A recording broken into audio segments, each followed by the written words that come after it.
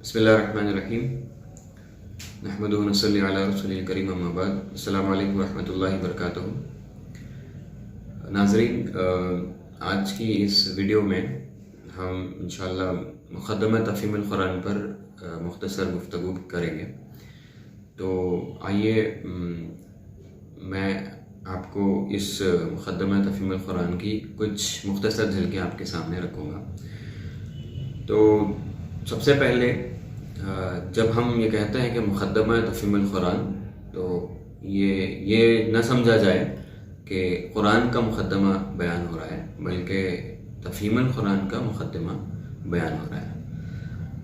इस मुक़द्दमे को लिखने की वजह क्या है, इसको थोड़ा सा वाज़ेह करेंगे कि आम तौर पर दुनिया में जितने किताबें हैं, उन किताबों में अक्सर होता ऐसा है कि बहुत सारी तरतीब का ख्याल रखा जाता है और मुसन्निफ़ और उसके साथ साथ अनावीन और उसके बाद उससे पहले और उसके बाद कुछ चीज़ों का ख्याल रखा जाता है। फिर लास्ट में बिब्लियोग्राफी वगैरह होती है। लेकिन कुरान मजीद से जो मुताल्लिक़ बात है वो बहुत ही मुख्तलिफ है।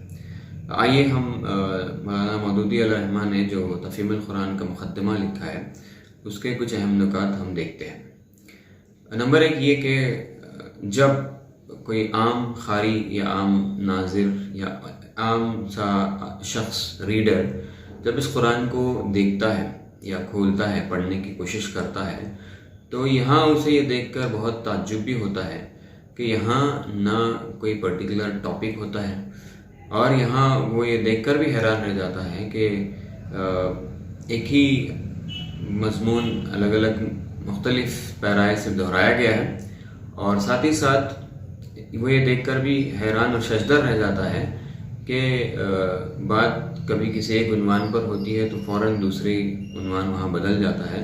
मुतकल्लिम बार बार बदलते रहते हैं, बात करने वाला, कलाम करने वाला बदलता रहता है।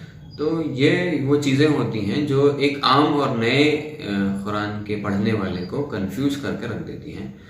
तो इस सिलसिले में उसको ऐसा महसूस होता है जैसे वो एक नए शहर में अजनबी शख्स है जो गलियों में घूम रहा है और जिसे कोई राह नज़र नहीं आ रही। फिर वो यहाँ ये भी देखने को आता है कि इस कुरान मजीद में तारीख़ जैसी नहीं है, फ़िलॉसफ़ी में मंतिक़ नहीं होती, या फिर मौजूदात का तो मामलात होता है लेकिन यहाँ फ़िज़िक्स जैसी कोई बात नहीं होती।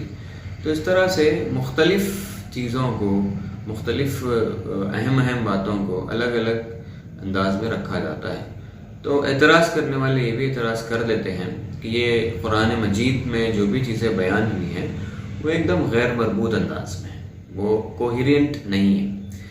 लेकिन इस वजह से होता ये है कि कुरान के अंदर जो बिखरी हुई हिकमत की मोतियाँ हैं वो उसे नहीं मिल पाती, और ये मुमकिन है कि इस तरह से एंड हो जाए, ख़त्म हो जाए कि कुरान मजीद में वैसी कोई ख़ास बात नहीं है।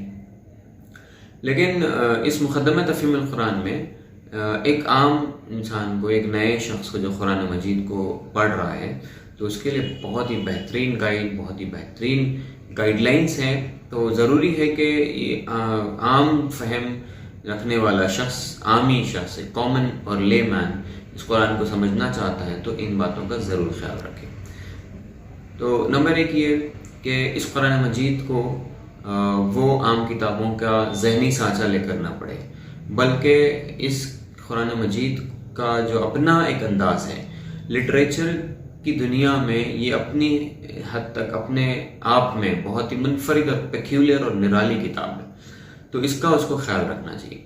नंबर दो ये है कि इस कुरान मजीद का जो नुज़ूल है, उसका जो तरतीब नुज़ूल है वो भी उसके सामने रहे।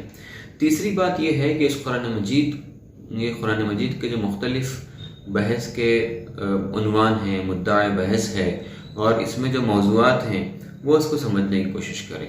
और चौथी चीज़ ये है कि कुरान मजीद जिन चीज़ों से रोकना चाहता है, जो ऐसी चीज़ें जो इंसान के लिए खुसरान हैं, घाटे के हैं, वैसी चीज़ों से वो रोकता है اور جو انسان کے فلاح اور فائدے کی طرف ہیں وہ اس کو طرف لے جاتا ہے، تو اس لحاظ سے قرآن مجید وہ انسان کی ہاتھ پکڑ کر، ایک آدمی کا ہاتھ پکڑ کر وہ اپنے انداز میں اس کو لے جاتا ہے۔ اور اس سلسلے میں ایک اور جو چیز ہے قرآن مجید کو لے کر، قرآن مجید کو پڑھنے کو لے کر، تو اس میں انسان چاہے ایمان لائے یا نہ لائے، لیکن ضرور اس بات کو، پڑھنے والے کو اس بات کا ضرور خیال رکھنا ہوتا ہے کہ اس میں 3 چیزوں کو وہ مان کر چلے گا، 3 چیزوں کو اپنے پیش نظر رکھے۔ نمبر 1 یہ کہ یہاں انسان ایسا ہی ایک الٹپ مخلوق نہیں ہے، بلکہ ایک ذمہ دار مخلوق ہے۔ اللہ تعالیٰ نے اس کو باضابطہ منصوبے کے تحت یہاں پر بھیجا ہے۔ دوسری چیز یہ ہے کہ اس انسان کو ہمیشہ سے انبیاء کی اور آسمانی ہدایت کی ضرورت محسوس ہوتی رہی ہے۔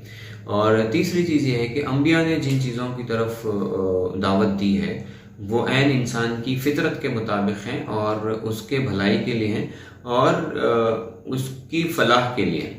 تو ان چیزوں کا خیال رکھ کر جب پڑھتا ہے تو انشاءاللہ اس کو فائدہ بھی ہوتا ہے۔ آخری چیز جو اس میں ہے کہ قرآن کا مقصود کیا ہے۔ قرآن کا مقصود قصہ کوئی نہیں ہے، قرآن کا مقصود نہ ہی سائنس کو بیان کرنا ہے۔ قرآن کا مقصود یہ ہے کہ انسان اس دنیا کے اندر اپنے آپ کو پہچان کر خدا کی اطاعت میں اپنے آپ کو دے اور خدا کی فرمانبرداری میں اپنے آپ کو دے کر وہ اس زمین پر خدا کا نائب بن کر اس کی اس نظام کائنات کو سنبھالے۔ تو یہ اصل اس کا مقصد ہوتا ہے، اور قرآن مجید کا اصل موضوع انسان ہے، اس پر اس کی نظر رہے تو انشاءاللہ اس قرآن مجید کو بہترین انداز میں وہ حکمت کی موتیوں کو تلاش کرنے میں کامیاب ہو سکتا ہے۔ میں آخر میں آپ سے یہ، کیونکہ میں کہنا چاہوں گا کہ اس ویڈیو میں یہ ممکن نہیں کہ سارے پہلوؤں پر بات ہو، لیکن بس میں آپ سے یہ کہنا چاہتا ہوں کہ اس مقدمہ تفہیم القرآن کو آپ پڑھیے گا، جس میں آپ کو بہترین ایک راہ ملے گی، ایک راستہ ملے گا۔ اس قرآن، فہم قرآن کے دروازے آپ کے لیے کھلنے لگ جائیں گے۔ جزاک اللہ۔